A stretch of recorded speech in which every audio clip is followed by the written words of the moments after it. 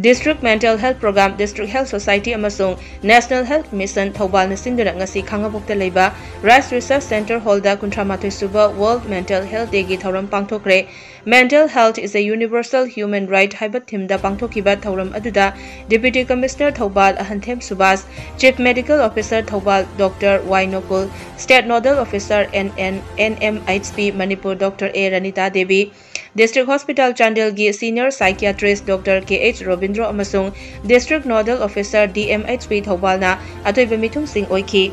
Atoiba mithung gi warol piraduna DC Thoubal Ahanthem Subas sing na haikibada sen yamna pairabasu yum phajabada leirabasu wakhal nabu nungaitrabadi pumnamak arembani phajaba yumda leitrabasu sen paidrabasu nungaiba wakhal khanba ngamlabadi nungai yaifabami oiragani.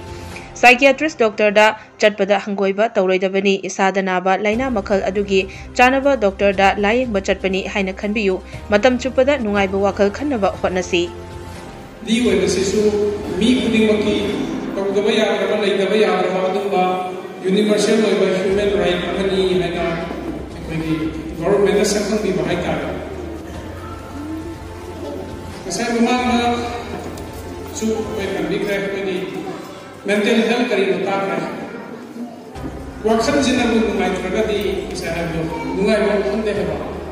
wakhan jinabu nungai tragadi mathon banga ni building da leirasu wakhan nungai ba kar pajabat runga chalagasu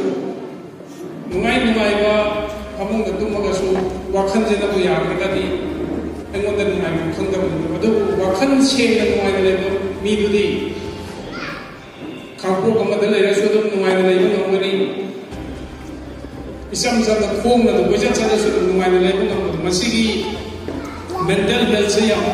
malu boleh hajat pun kita. Aina pernah ama asal bayar kasu, aini mental health na yarak keraba, wakhan nungai keraba, masih kita tu kok kena lahir kali, aini besar pernah bayar kasu. Wah na khazal laga kada na kai tor kada ge na kichi ki rum yum gi baba ko ngam na nei raga di madu nungai ko ko ya ne ha bani na madu mental health ki aspect amane na jai aduna ngasai habi ki bod baina mama mandadi baina psychiatrist ti mana ka sabasi amna mi na su amna la na no psychiatrist ti mana ka सब रे कहा है कि इसे अल्लाह बनी गायबी पहले तो सुन सकते हो मधु आराम व कंसेप्ट नहीं है मधु माइक जगह साइकेट्रिक की मना कर सकते सी आएगी